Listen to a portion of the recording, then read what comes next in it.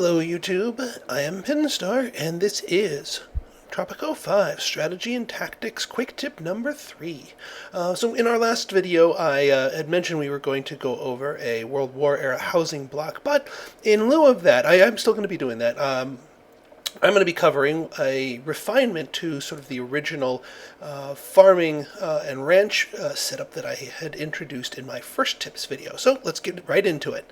So the key to this is sugar. So what you're going to want to do is locate a patch of land that has that's green for sugar, and a decent size. It does not need to be as large as the patch that we have here. This is exceptionally large for sugar, but you only really need something for large enough for two sugar fields, and ideally with some room around them. Just some raw space, not bumped up against mountains or anything. So we'll build one right here. And a sugar plantation right. I believe that lines up. Yes, it does. Good. Okay, with those two next to each other, get a road going along here. A preferably straight road, thank you. And what I do is I like to loop the road around the entirety of these two fields, because they're going to sort of form the central anchor point to our build here.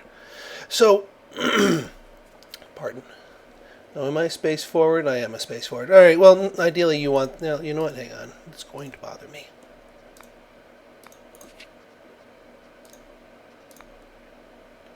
Let's try that again. Okay.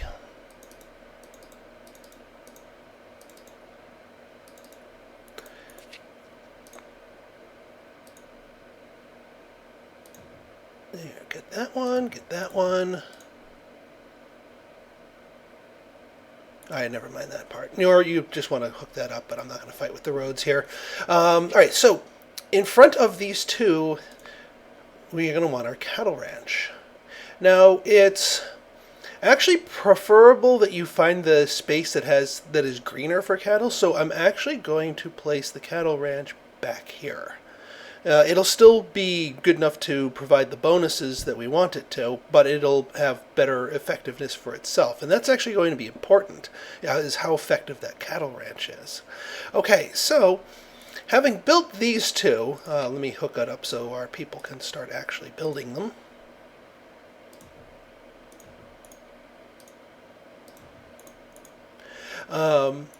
Here's the real key to it. It's now you may be saying, Pinstar, why are you going with sugar? Sugar is one of the lowest priced, lowest selling of the cash crops. I mean, tobacco, coffee, cotton, all of those do much better than sugar. And you need a lot of money in the early game to get yourself started, so why are you farting around with sugar? Well, there's a very good reason for it.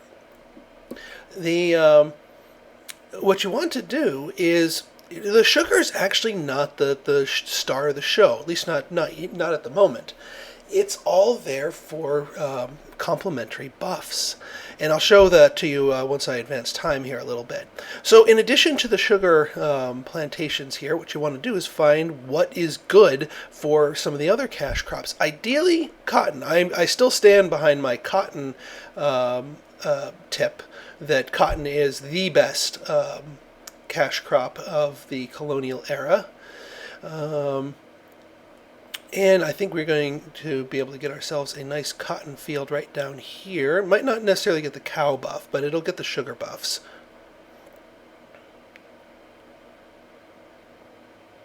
Yeah, like that. And then let's see what other crops we have here. The other one to look at is tobacco. All right, yeah, never mind cotton.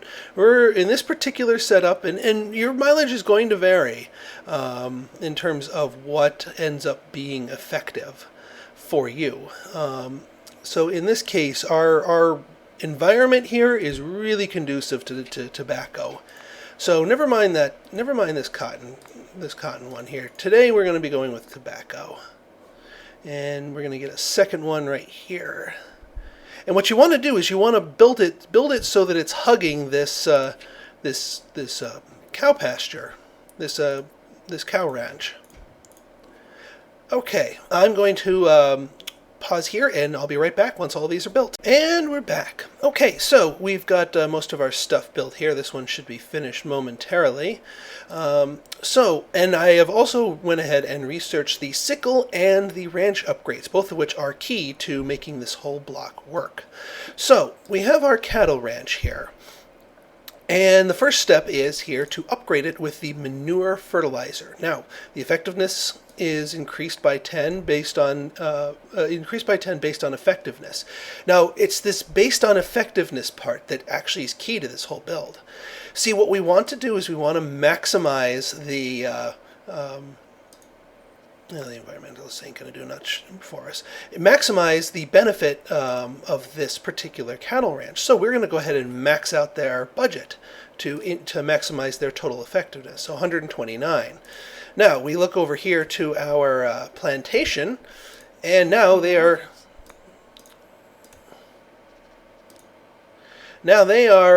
getting a plus 12 here from the fertilizer. But we're not done with buffs yet.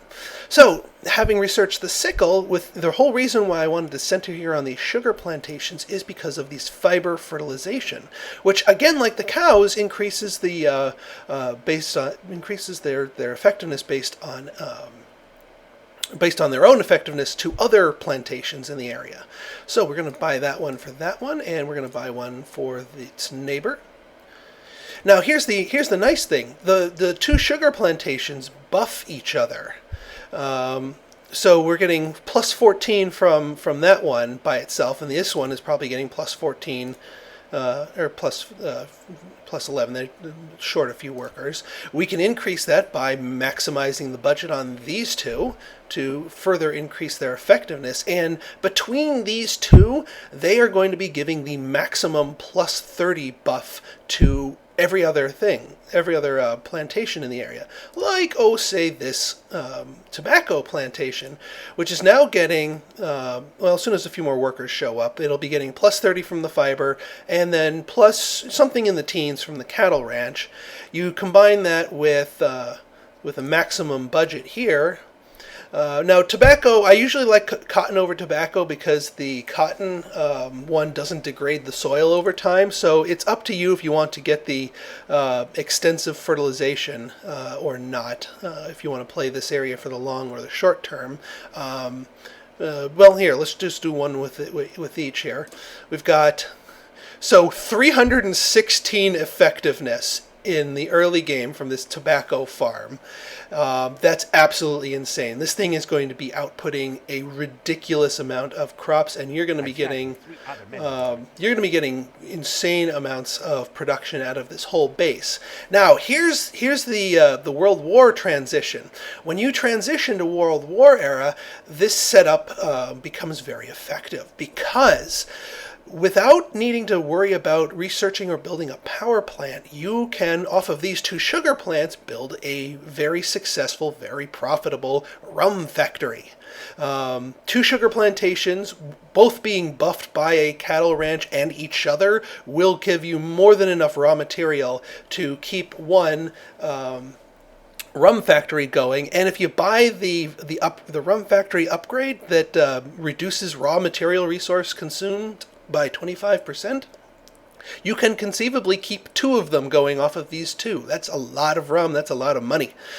In addition, the reason why I like to favor either cotton or tobacco is because you can build factories for those two also without needing to worry about a power plant. So we can get a cigar factory going off of these two tobacco plants.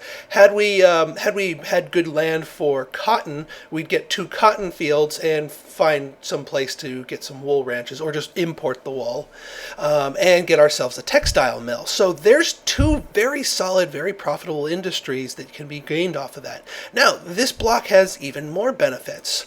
So once you're a little bit more established, you have a little bit more room and a little bit more population to throw around, what you can do is go back here to the plantations and start getting your food diversity going. So bananas. Do we have a good banana patch around here? All right, not really, but sometimes you roll the dice on that, and that's okay. Let's see, pineapples. Oh, beautiful, beautiful pineapple patch right here. Boom. let's see what else we have here. Actually, it'd be good to put next to each other.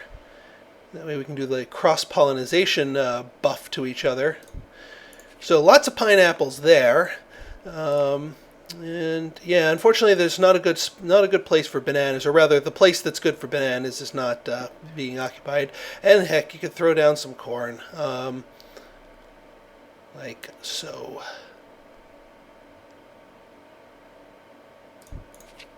And the whole point of this is that the more fields, the more plantations you throw down here, that plus 30 buff from the heart of this is going to reach all of these.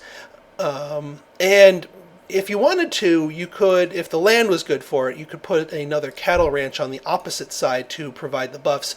If the land's good for it. The land here's not so good for it. Let's take a look at goats. Not so good for goats.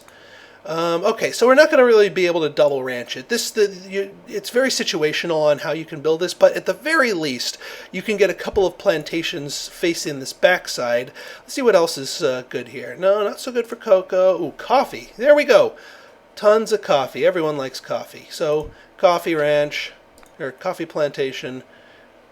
Coffee plantation. So between that and the pineapples, we could keep a cannery very, very busy.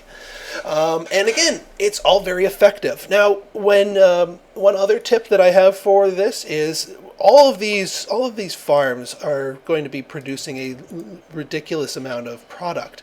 As such, you're going to want at least a brand new Teamster's office in here. When you reach the World War era, you might want to find a place to stick a garage or a parking lot so that people can get to and from work more efficiently and more effectively.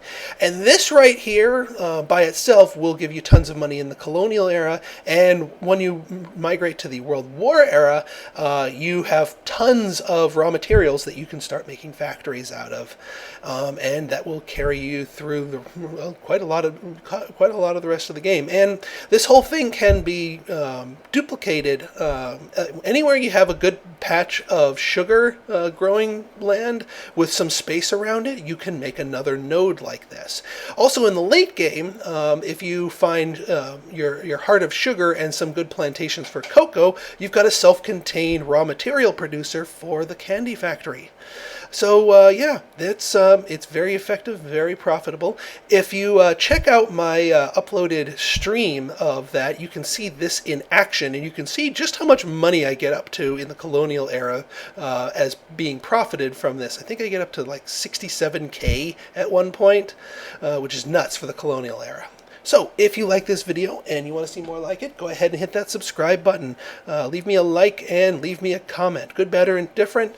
Your feedback is always welcome. So, until next time, this has been Pinstar, signing out. See ya!